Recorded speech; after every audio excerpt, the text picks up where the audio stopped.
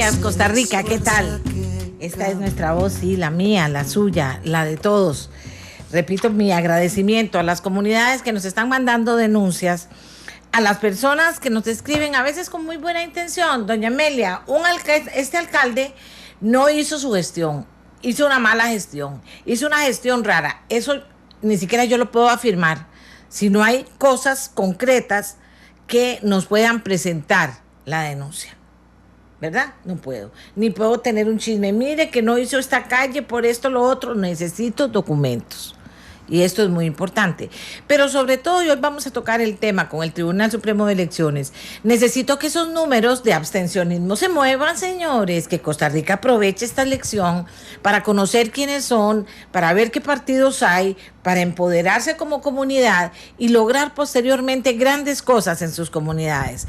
Y que haya un ranking de municipalidades que puje por ser excelentes en tantas cosas, en hacer aceras, espacios públicos, pero en otra clase de obras también importantes, y en incidir en las instituciones nacionales para tener los apoyos que necesitan muchas veces comunidades o municipalidades emprendedoras que ocupan de un apoyo más radical de parte de ni más ni menos que de las instituciones nacionales, ¿verdad? Entonces, yo les agradezco mucho. Todo, a veces me tomo el tiempo de contestarles porque me llegan muchos y quiero leerlos todos. Y aquí me grabo las preocupaciones de ustedes. Hay gente que me manda muchas preocupaciones, que me mandan correos o mensajes eternos. Y sí, son preocupaciones, aquí están también, pero tenemos que ir haciendo el esfuerzo por ser más puntuales, descubrir dónde está mi preocupación fundamental, sujeto, verbo, predicado, documento. Y así van a ver ustedes que va a ser muy fácil. Hoy tenemos varias cosas. La muerte digna es un tema de hoy. La muerte digna, porque hay un proyecto de ley que estará que está en la Asamblea Legislativa. Interesante que le prestemos atención este día, pero también vamos a ver qué pasa con los cubanos que están aquí esperando. También queremos saber qué pasa con la H1N1, en fin, que hay material, y hay material interesante para compartir con ustedes esta mañana de lunes, en la que también le hacemos el llamado, por supuestísimo. ¿Para qué? Para que ustedes agarren con fuerza este lunes, señores. Hay gente que viene llegando de vacaciones todavía el pasado domingo. Dichosísimos. Pero entonces se supone que vienen con muchísima más fuerza para trabajar muchísimo más duro, ¿verdad? Porque hay un montón de cosas que se quedaron pendientes y eso es una realidad. Una realidad. Quiero tomarme un minuto porque hoy la Gran Fraternidad Universal está celebrando los 100 años de su fundador, un extraordinario humanista que nació hace 100 años, con una visión de futuro en todo momento, el doctor Serge Reynaud de la Ferrier. Hoy celebran los 100 años del nacimiento de su fundador. ¿Qué les voy a decir? A mí me impactó muchísimo cuando conocí su primer libro, Los Grandes Mensajes, por algo que quiero compartir con ustedes porque quedó tan grabado en mí que yo lo repito todo el tiempo. Él hablaba de la reeducación de la humanidad, que la reeducación de la humanidad debería darse sobre otros valores: verdad, tolerancia y paz. Y hablaba muchísimas cosas. Escribió muchos libros, quería compartir. Y algunas de las cosas que yo quiero compartir con ustedes es esa, precisamente.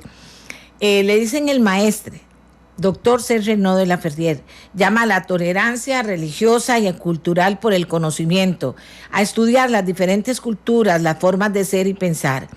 En vez del idílico, amados los unos por los otros, propone tolerados unos a otros, desde el conocimiento, venciendo la ignorancia a la que culpa de la mayoría de las guerras. Él está también en la raíz de los mensajes que yo comparto con ustedes. Hay que reeducar a la humanidad. El libro que yo leí, el primer libro, es Los Grandes Mensajes, pero tiene varios. Usted lo puede buscar en internet también, porque es importante conocer ese pensamiento revolucionario que tiene que hablar, que tiene que ver con verdad, con tolerancia, con paz. y que tiene que hablar, y que hablaba ya desde aquella época, porque él venía muy dolido por los horrores de la guerra. Había mucha gente que estaba horrorizado por lo que había pasado con la barbarie humana durante los 6 años que duró la Segunda Guerra Mundial, y que culminó esa etapa con el lanzamiento de 2 bombas nucleares. Y la fuerza que lo mueve a compartir su pensamiento y a crear la gran fraternidad universal para que trabajara con eso es precisamente impedir que algo así se repita en el mundo. Así que un saludo fraterno a todas las personas, hombres y mujeres en todo el mundo, pero aquí en Costa Rica también, que celebran con alegría y con mucha fuerza los 100 años del nacimiento del doctor Serge Reynaud de la Ferrière. Una pausa y ya regresamos. La de todos y todas. Amigos y amigas, vamos a cumplir con una responsabilidad que tenemos, así lo vemos, de tenerlo al tanto a ustedes de las... ¿qué les voy a decir? De las noticias y de los consejos y el trabajo que está haciendo el Ministerio de Salud en relación a la H1N1. Cada vez hay mayores informaciones, cada vez hay también mucha especulación, pero cada vez conocemos gente que dice, casi me muero, doña Amelia, estuve en el hospital. O sea, casi me muero. Estuve en el hospital con malísimo y malísima. Y entonces, eso que no es para alarmar a nadie, sino para fortalecer la educación de un país que requiere elementos de juicio para tomar buenas decisiones, y una de esas decisiones es implantar militantemente la cultura de la prevención. Entonces, primero, don Fernando, ¿cómo está la situación hoy sobre ese tema? Muy buenos días, doña Amelia, y a todas las personas que nos escuchan esta mañana. Pues sí, efectivamente, este es un tema que debe ser abordado con prevención, y la prevención es sin duda alguna la mejor actitud que debemos mantener constantemente. Tenemos que comunicar lamentablemente un fallecimiento que hemos agregado a la lista. Es una persona que es vecina de Los Chiles, es una mujer de adulta mayor, y pues también, como suele ser en otros casos, no se había vacunado, tenía factores de riesgo importantes, y pues eso es lo que podemos comunicar en este sentido. En términos generales, manejamos información de la Caja Costarricense del Seguro Social que nos indican, pues sí, los internamientos vienen en franco descenso, sobre todo los ingresos a la UCI, por sospecha o por esta causa, y efectivamente también se confirma con las pruebas positivas que vienen en franca disminución también y que reporta el Laboratorio de Incidencia de nuestro país. Perdón, ¿cuántas muertes ya, don Fernando? Sí, completamos con esta persona 27 fallecimientos de personas que pueden ser catalogadas fallecidas con o por H1N1. Hemos sido muy rigurosos a la hora de incorporar personas a esta lista.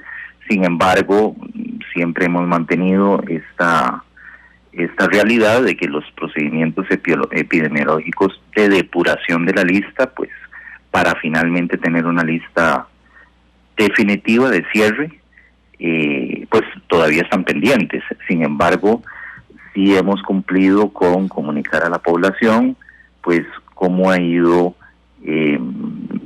configurándose esa lista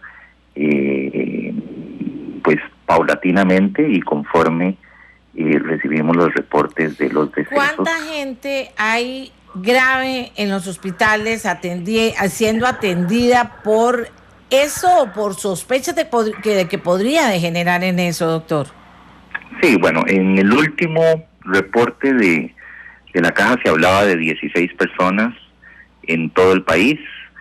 Sin embargo, sabemos que últimamente se han dado algunas altas en unidades de cuidados intensivos. Así es.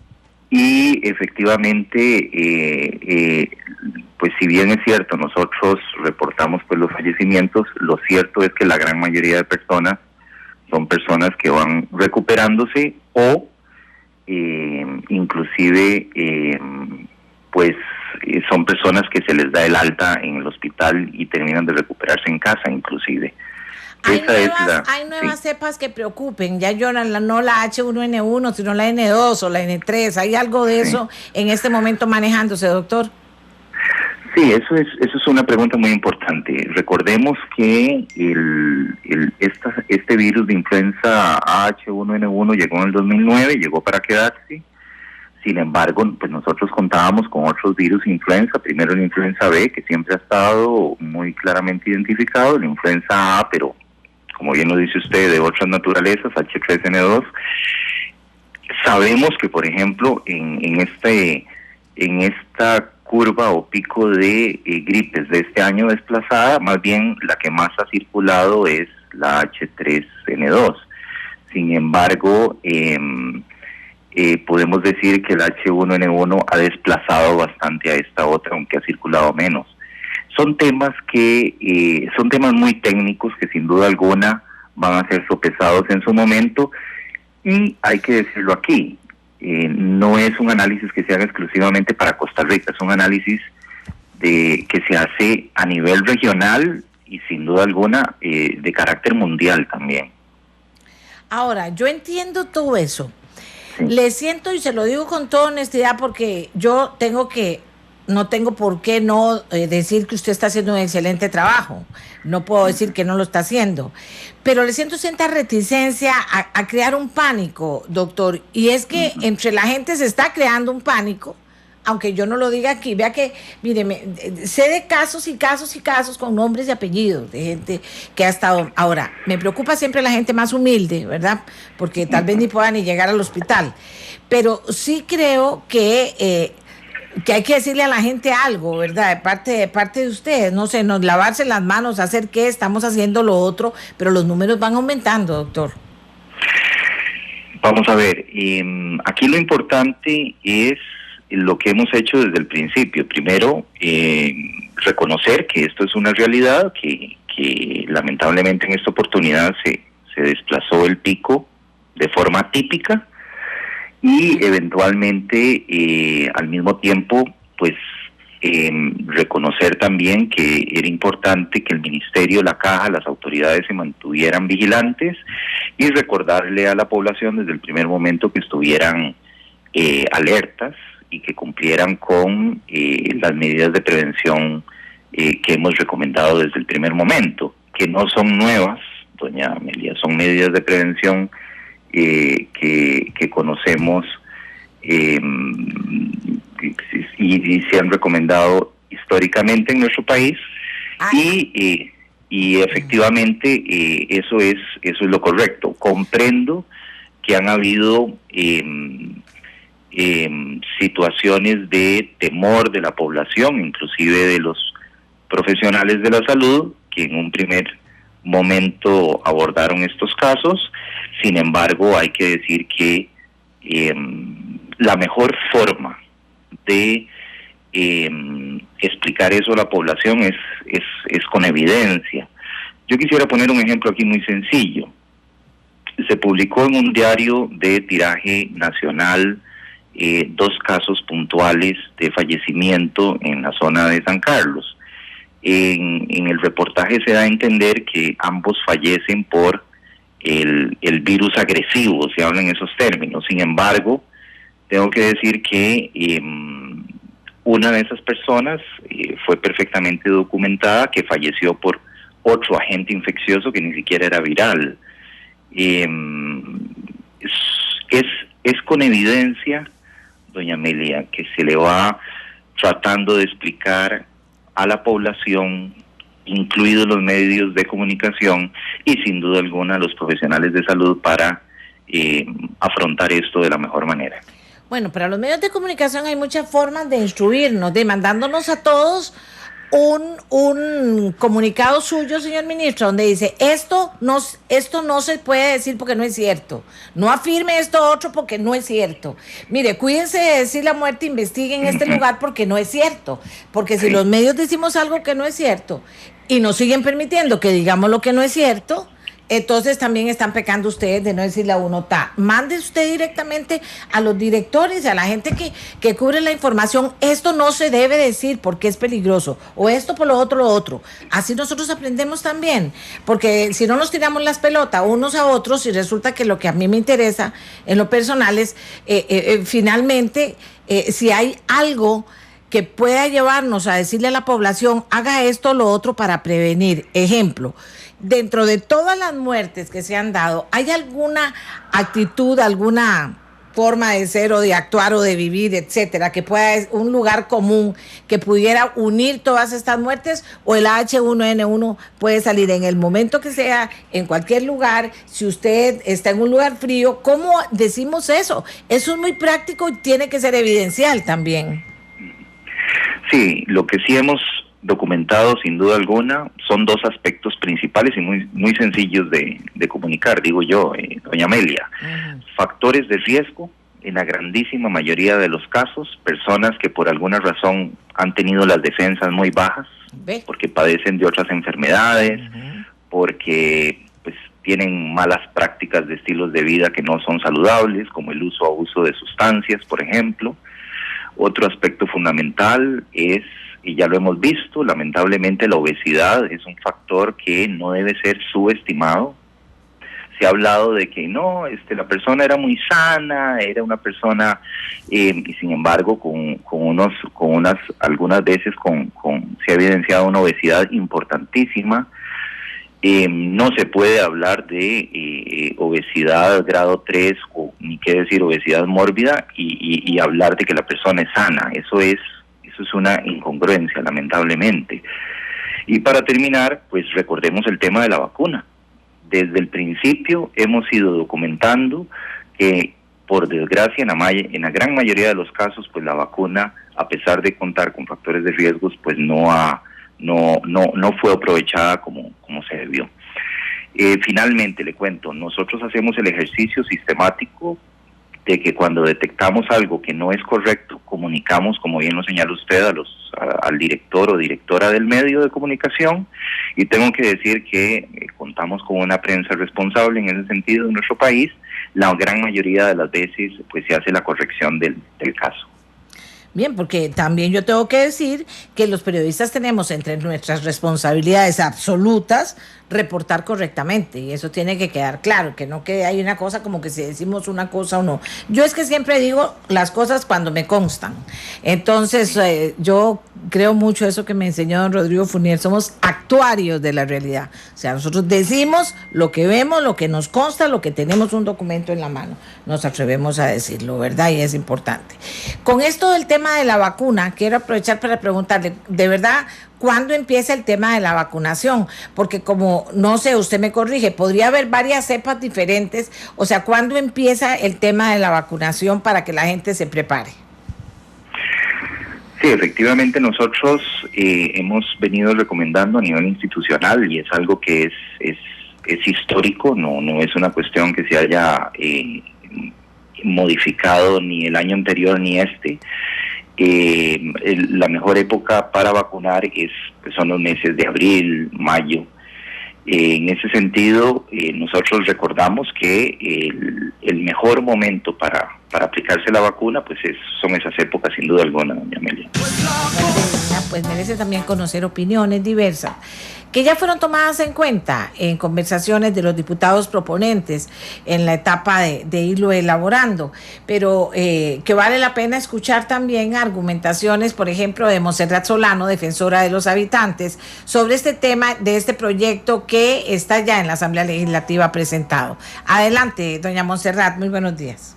Muy buenos días, doña Amelia, y buenos días a todos quienes nos escuchan. Sí, en efecto, la Defensoría de los Habitantes presentó un criterio en relación con este proyecto de ley, y yo también presenté nuestras observaciones en la comisión que lo analiza.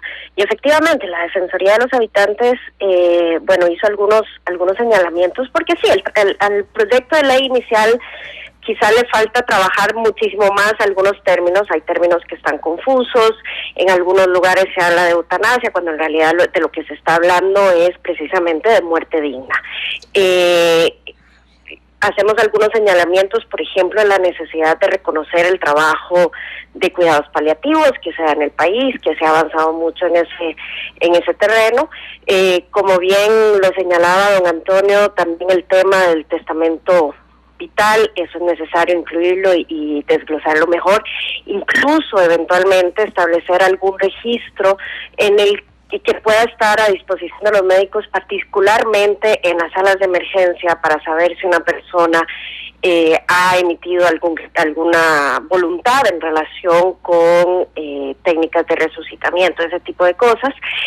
Y finalmente un criterio que en los países europeos se ha señalado y que se señala en la jurisprudencia de la Corte Europea de Derechos Humanos es la prohibición del ensañamiento terapéutico, es decir, ensañarse a través de la utilización de terapias que no mejoran la calidad de vida de la persona, sino que más bien extienden una vida terriblemente dolorosa, extienden el sufrimiento y de alguna manera limitan el proceso natural de la muerte, que al final de cuentas es muy duro, hay que aceptarlo, pero la muerte es un proceso natural, y que estas terapias o estos procedimientos no conllevan una mejoría en la vida de la persona y no van a salvarla o no van a extenderle la vida.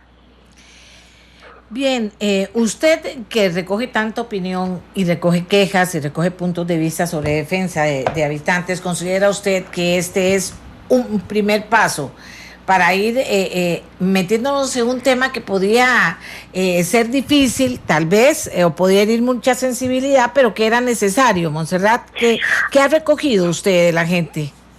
A ver, le soy sincera, doña Amelia, de las quejas de la Defensoría le puedo asegurar que hay otros temas que afectan muchísimo más en este momento la vida de las personas, la falta de asistencia de la Caja Costarricense del Seguro Social, la falta de aseguramiento, etcétera. Pero sí es importante abrir el debate. Tenemos una población que está envejeciendo y que, bueno, de alguna manera tenemos que abrir esta discusión para ver cómo logramos poner sobre la mesa, como usted bien lo está haciendo, y en eso le reconozco el aporte de poner esta discusión, que no es una discusión fácil, sobre el tapete y escuchar distintas voces. Yo creo que si algo logra este proyecto de ley es precisamente eso, abrir la discusión, y creo que es muy importante. Gracias a Montserrat Solano, defensora de los habitantes. Nos decía también don Antonio Álvarez que había un grupo de filosofía en la Universidad de Costa Rica que había participado en esta discusión. Ahí estaba al frente doña Gabriela Arguedas, que está con nosotros, ética médica. Vamos a ver, Gabriela, ¿cuál cree usted que es el aporte y dónde cree que debería fomentarse y fortalecerse una discusión más profunda sobre este tema? Buenos días, doña Amelia, y buenos días a los radioescuchas, y muchas gracias por abrir un espacio más para darle continuidad a esta discusión que usted ha monitorizado desde hace ya tiempo. Lo más importante de este proyecto de ley, y eso coincido con doña Montserrat, es que pone en discusión un tema que es un secreto a voces. Yo creo que en términos culturales, en Costa Rica nos pasa con este tema lo mismo que nos pasa con muchos otros. Tenemos una discusión pública a un nivel y una discusión privada a otro nivel. Es decir, en las familias, en las mesas de café, cuando tenemos la situación de un familiar enfermo, ya sea joven o de edad mayor, ¿verdad? Porque cuando discutimos sobre muerte digna no se trata solo de adultos mayores, se trata de personas que también tienen una enfermedad terminal, y eso puede pasar en cualquier momento del ciclo de vida.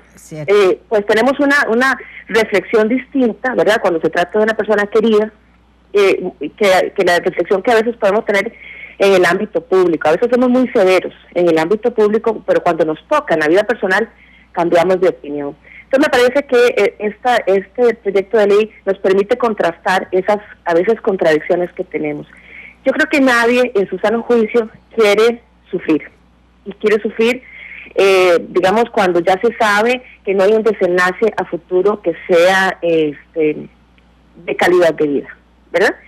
¿Qué sé yo? Tal vez podemos pensar que podemos sufrir durante un tiempo si pensamos que al final de ese sufrimiento hay una cura, o hay una mejoría de la vida, o hay un prolongamiento de calidad de vida. Pero si lo que sabemos es que nos espera, el destino que nos espera a todos los seres vivos del planeta, que es finalmente concluir nuestro ciclo de vida, pues a veces es innecesario, o nos parece quizás absurdo, prolongar ese proceso de desgaste, de sufrimiento personal y por supuesto también de sufrimiento familiar. Eso es lo que hay que discutir. ¿En qué términos queremos hablar sobre morir con dignidad?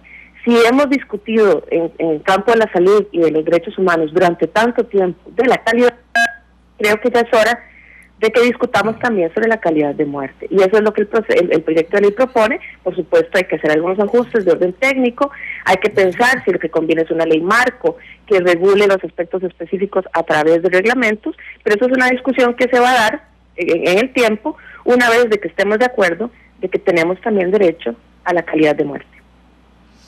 Claro, y eso del testamento vital importante para que no haya problemas y pleitos e interpretaciones, sino haya una voluntad clara, totalmente clara, y que al final se respete, y si no se respeta, ¿verdad? Por ejemplo, ¿verdad?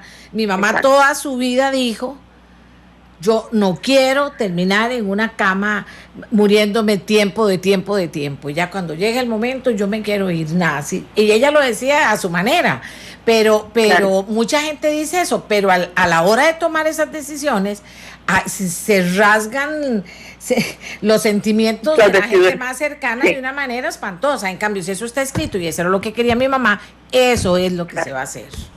O mi papá, o un hermano. Imagínate que vos lo pones muy bien. No estamos hablando de puros viejitos inconscientes ya, que ya no saben lo que están haciendo. Estamos hablando de cualquier ser humano. ¿A partir de qué edad, Gabriela? Pues es que precisamente eso es uno de los temas que hay que discutir. En algunos países se permite que ya personas a partir de los 15 años puedan tomar parte en la decisión sobre si se les prolonga un tratamiento o no. Ahí hay algunas limitaciones de orden legal, ¿verdad? Podríamos decir que una voluntad anticipada la puede hacer un ciudadano o ciudadano de la República, es decir, una persona mayor de 18 años. Sin embargo, hemos encontrado muchos casos complicados en niños que tienen edad suficiente, por ejemplo, para consentir participar en un estudio clínico. Entonces, si tienen esa capacidad, también deberían reconocerse esa capacidad si es un niño con una enfermedad terminal que está cansado. Sé de casos, doña Amelia, de chiquitos de 13, 14 años, bueno, ya muchachitos o muchachitas, que saben perfectamente lo que tienen, digamos un proceso X, no voy a poner un ejemplo, un proceso terminal, les queda poco tiempo de vida, no quieren estar en el hospital, quieren estar en la casa, y discuten sobre sus deseos y sobre sus decisiones. Yo creo que eso también lo tenemos que considerar. Yo sé, en el fondo de mi corazón esto es muy difícil, que tenemos esta ilusión de que un niño o una niña o un muchacho o una muchacha va a llegar a viejo, pero eso es una ilusión. Y a veces, con todo el dolor del alma, pues llegan enfermedades que van a cortar esa vida. Entonces ese niño, ese muchacho, esa niña, esa muchacha también tiene derecho a pedir unos términos para morir con dignidad, para que la muerte no sea en sí misma una desgracia, sino que entendamos que la muerte forma parte del proceso de la vida y que tenemos que enfrentarnos a esa muerte con sentimientos más positivos, ¿verdad? En la medida de lo posible. Pero finalmente es una discusión sobre cómo queremos vivir. Eso lo discutíamos en el debate que tuvimos con don Antonio. A final de cuentas, cuando hablamos de muerte digna, también estamos hablando de qué significa el principio de autonomía, de qué significa el ejercicio de la libertad y también de qué significa construir una comunidad solidaria, amorosa, que acompaña a las personas en las decisiones que toman y que no las juzgue, que no las censure, sino que sea una sociedad solidaria que les permita a las personas cumplir esos últimos deseos de la manera en que lo han solicitado.